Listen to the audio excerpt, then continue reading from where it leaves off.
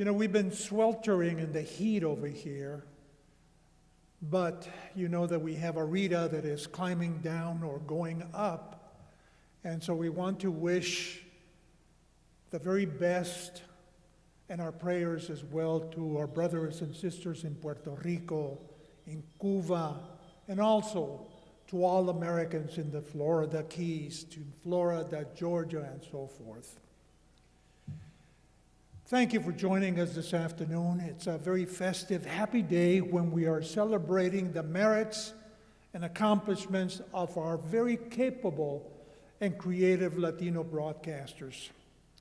It is also a day, however, to acknowledge the perilous times that we live in. As you all know, hate speech is rampant across the nation, and hate crimes by hate groups against vulnerable American community individuals, whether they are Sikhs, Muslims, Asian Pacific Americans, Native Americans, African Americans, LGBT members, Jewish members, and one of the biggest and favorite targets, American Latinos. We are taking the brunt of the hate group's racist anger and ideology. Who are those racist groups? We all know who they are. They were all in Charlottesville, neo-Nazis, Ku Klux Klanners, and many other white supremacists who have been emboldened to come out of hiding and march and demonstrate, carrying torches, bats, knives, and guns, daring anyone to restrain and stop them. Who emboldened them? Well, we all know who that was. Before he even became president, Trump was singing their song, calling Mexican rapists and criminals, and calling for a wall which Mexico would pay for to keep Mexicans from bringing in their drugs and taking the well-paying jobs from good, red-blooded white Americans. Oh, and for those of you who are not Mexican, but rather Salvadoreños, Guatemaltecos, Hondureños, or come from any other country from the Americas, you are also Mexicans. Trump cannot tell the difference. Time and again, Trump has insulted and offended one group after another. He has demonized Muslims, once loyal transgender thrown out of the military, and attacks decent white Americans for daring to contradict his policies and demonstrate against his and his minions' racist politics. A week ago, the same president pardoned Joe Arpaio, a racist sheriff from Arizona convicted of criminal contempt for violating a federal court order to stop racially profiling Latinos. And we're still, 2 days ago this past Tuesday, this shameful president and his racist attorney general, Jeff Sessions, decided to terminate the DACA program, throwing the issue to a fractured Congress to legislate how to do it, how to do away with it 6 months' time from now. Trump didn't even have the courage to announce the termination himself. He had Sessions do it.